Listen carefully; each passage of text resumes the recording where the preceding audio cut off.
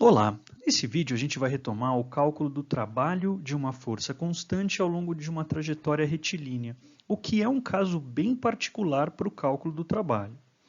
A gente viu na aula passada que se a gente tiver aqui, por exemplo, uma força, né, que é aplicada em um determinado corpo, e esse corpo ele percorre uma trajetória retilínea ΔR, lembrando que a força, ao longo de todo o deslocamento ΔR, ela é constante, o que significa dizer que ela tem a mesma intensidade, a mesma direção e o mesmo sentido.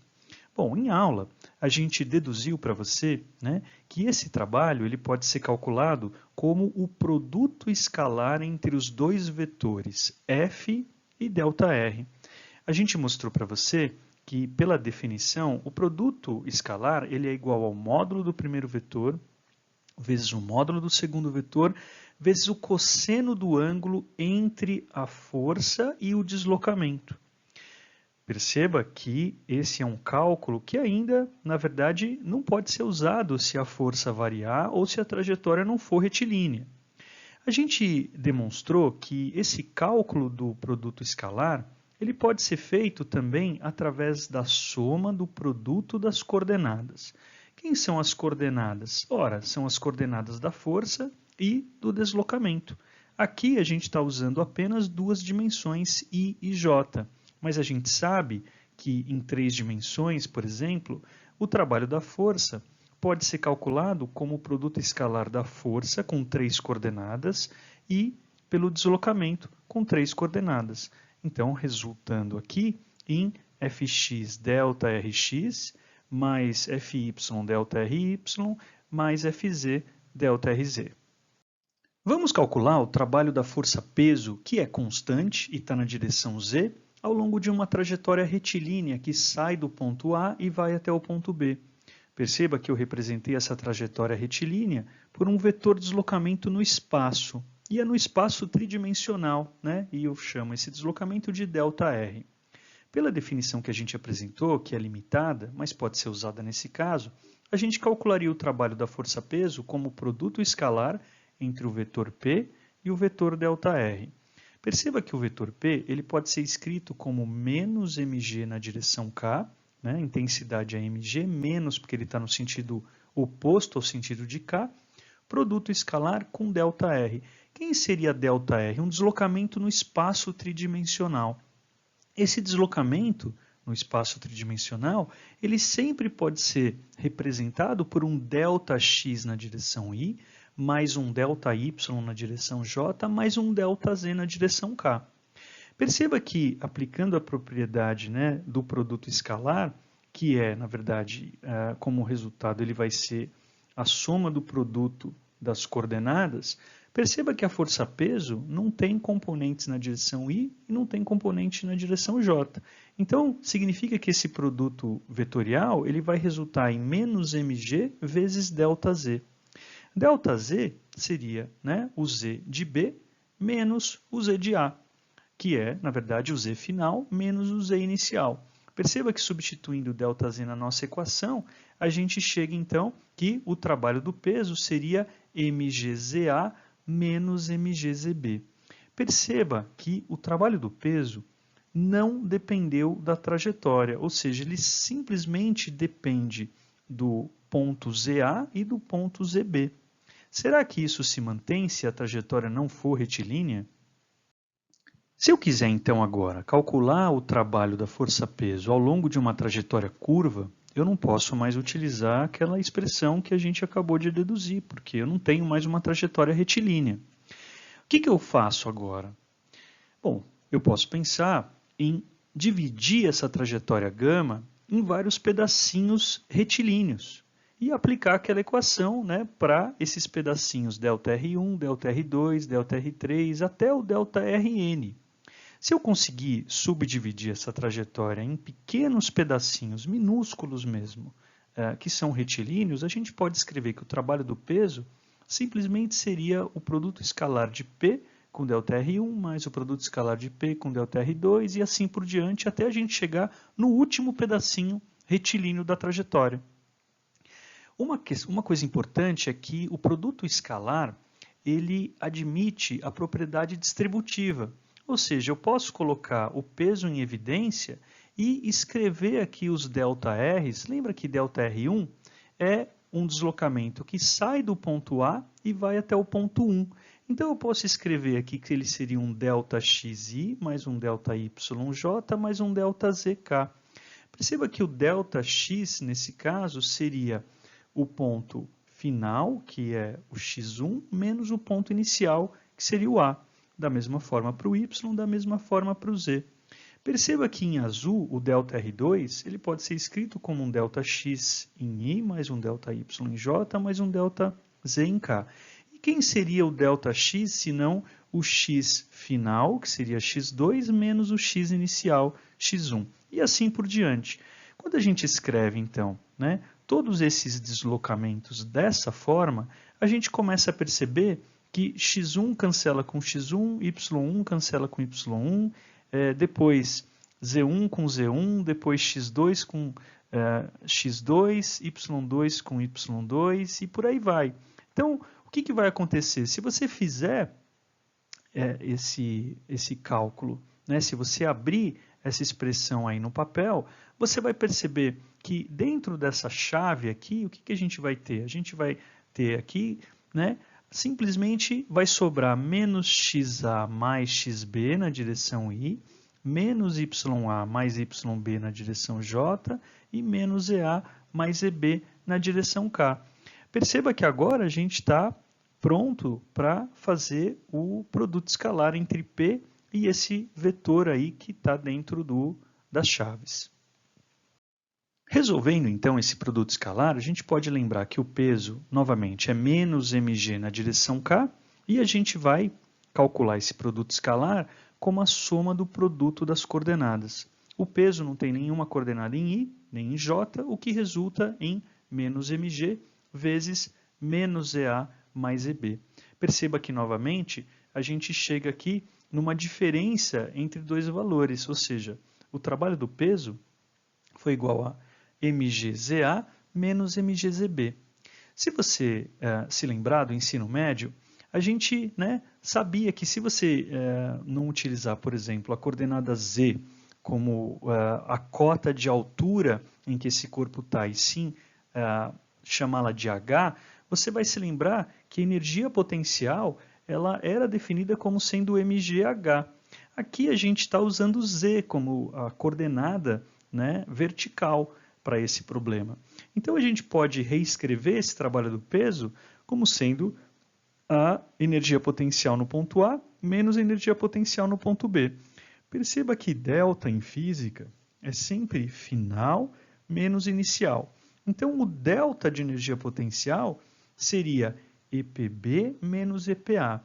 Como a gente tem aqui EPA menos EPB, a gente pode escrever que o trabalho do peso é então igual a menos a variação da energia potencial. Será que isso é geral ou é um caso particular? Antes da gente responder, vamos pensar aqui numa questão interessante. Olha só, quando a gente colocou o peso em evidência, a força-peso em evidência, a gente percebeu que o termo que ficou ali do lado direito do produto escalar foi esse daqui. E a gente percebeu que esse termo resultou exatamente num ΔX na direção I, um ΔY na direção J e um ΔZ na direção K.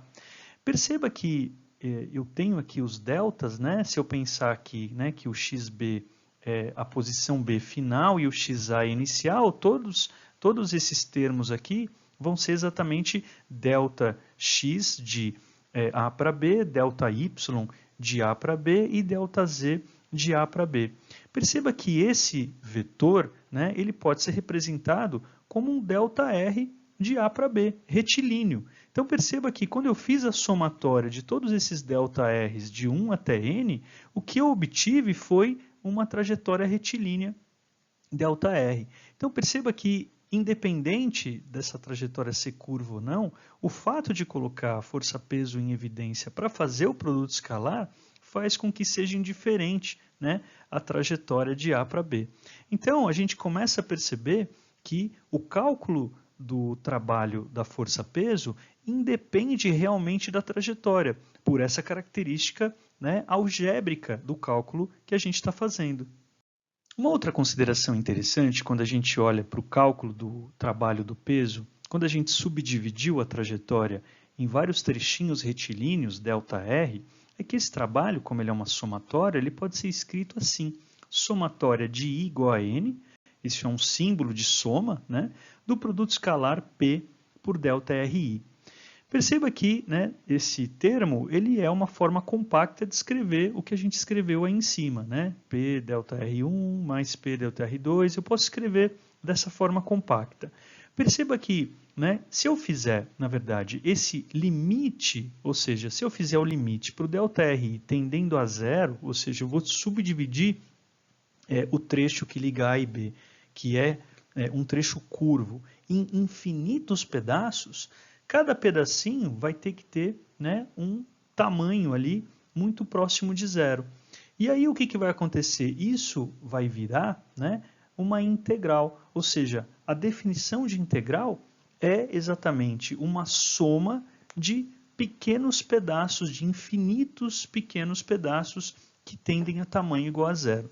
Então perceba que agora a gente começa a olhar para o cálculo do trabalho do peso, por exemplo, de uma forma diferente. A gente pode escrever que o trabalho do peso ele é a integral do produto escalar PdR numa trajetória gama. Será que isso é geral? A resposta é sim. O trabalho de uma força qualquer em uma trajetória qualquer, e aqui vamos desenhar aqui um ponto inicial A e um ponto final B, e um corpo, né, que trafega nessa trajetória curva gama, submetido, por exemplo, a uma força F que não mantém a sua direção, ou seja, é uma força que varia, nem a sua intensidade, nem o seu sentido. A gente pode escrever que o trabalho dessa força F ao longo da trajetória gama, presta bem atenção, é a integral do produto escalar FdR. Perceba que tem dois conceitos importantes nessa equação. O trabalho de uma força qualquer, que não precisa ser constante, ao longo de uma trajetória qualquer, que não precisa ser retilínea, é, em primeiro lugar, a integral. Em segundo, do produto escalar FdR. Quem é dr nesse caso? Lembra que o ΔR, que ali seria, né, um deslocamento ΔR, ele era um ΔXi mais um ΔYJ mais um ΔZK. Aqui a gente vai representar o ΔR como sendo um dx, um diferencial, né, dx, que seria um ΔX tendendo a zero na direção I, mais um dy, seria um ΔY tendendo a zero na direção J, mais um dz na direção K. Vamos calcular novamente o trabalho do peso nessa trajetória gama, que é curva, agora utilizando a definição geral de trabalho do peso, que seria a integral do produto escalar PdR. Lembre que o peso pode ser escrito como menos mg na direção k, ele é um vetor, e dr também é um vetor, que pode ser escrito como um dx, que é um ΔX tendendo a zero na direção i, mais dyj mais dzk. Perceba que a gente vai sair nessa trajetória gama de um ponto xa, YAZA, que são as coordenadas do ponto A, e a gente vai chegar num ponto B, cujas coordenadas são XB, YB, ZB.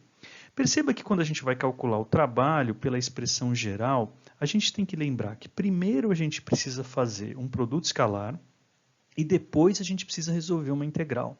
Então, acompanhe. Quando eu escrevo, na verdade, essa integral do produto escalar, eu vou explicitar os dois vetores. Então, o primeiro vetor é menos mg na direção k e o segundo vetor é dxi, dyj mais dzk.